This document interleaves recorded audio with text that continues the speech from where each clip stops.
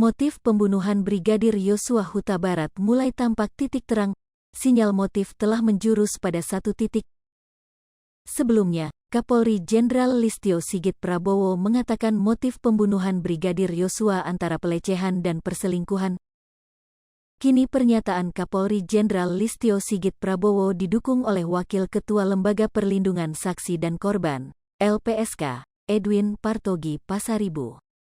Secara terbuka, Edwin menyatakan sepakat dengan penyampaian diksi oleh Kepala Polisi Republik Indonesia, Kapolri Jenderal Listio Sigit Prabowo, terkait motif kasus pembunuhan Brigadir Yosua adalah adanya dugaan asusila, bukan pelecehan seksual.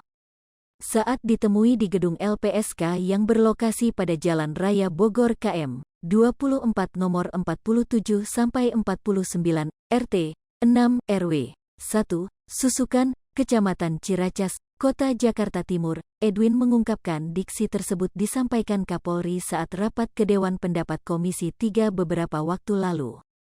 Alasan dirinya sepakat karena kekerasan seksual dan asusila tentu memiliki perbedaan makna yang cukup signifikan berbeda. Karena, hingga kini, Rabu, tanggal 7 September tahun 2022, kasus terkait pembunuhan Brigadir J masih belum menemui titik terang, bahkan beberapa hal kejanggalan juga perlahan mulai nampak terlihat, dan kemudahan disampaikan jajaran LPSK. Contoh tersebut disampaikan Edwin, didasari karena terdapat sesuatu kejanggalan terkait dugaan pelecehan atau kekerasan seksual yang dilakukan almarhum Yosua terhadap Ibu Putri Chandrawati atau Ibu Pisi. Poin kejanggalan pertama, Ibu Pisi dan almarhum Yosua diungkapkan Edwin tidak tergambar adanya relasi kuasa yang kerap dapat menimbulkan kasus pelecehan seksual. Kejanggalan selanjutnya yakni terdapat di lokasi dugaan pelecehan seksual terhadap Ibu Pisi berlangsung. Diketahui, di lokasi tersebut juga terdapat beberapa orang, dan tidak hanya berisikan antara Ibu Pisi dan almarhum Yosua saja, sehingga, apabila itu terjadi, akan sangat kurang memungkinkan.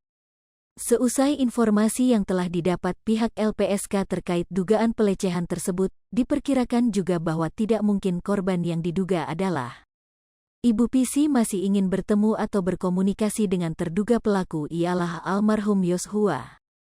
Sebab, apabila dugaan pelecehan seksual tersebut benar terjadi, Ibu Pisi diperkirakan akan trauma hingga depresi, dan memungkinkan untuk tidak ingin berkenan melakukan pertemuan dengan almarhum Yosua.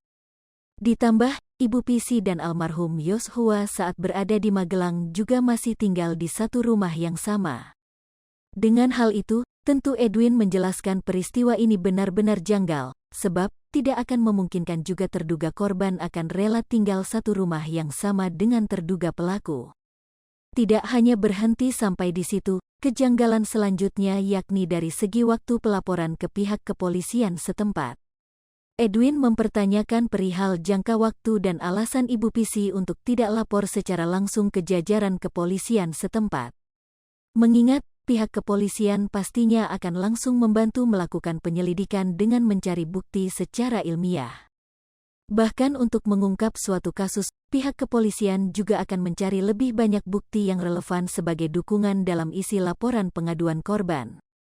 Tapi, hingga kini, penyampaian dugaan kekerasan seksual tersebut hanya bersumber dari penjelasan sepihak Ibu Pisi saja. Maka dari itu, Edwin lebih sepakat hingga saat ini perihal penyampaian yang diungkapkan Kapolri Jenderal Listio Sigit Prabowo saat rapat ke Dewan Pendapat Komisi 3 beberapa waktu lalu. Saat itu, Edwin menyampaikan ucapan pemilihan diksi dari Kapolri yang tepat terkait kasus ini adalah dugaan asusila dan bukan kekerasan seksual.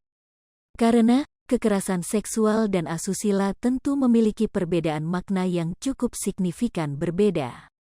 Di akhir penjelasannya, Edwin merasa pihak LPSK akan tetap berpegang teguh dengan pendapatnya terkait mengambil sikap kurang setuju dengan adanya kekerasan seksual oleh almarhum Yosua ke Ibu Pisi. Hai pemirsa Sri Popo TV, jangan lupa komen, like, dan subscribe, serta tonton terus berita-berita terupdate lainnya ya.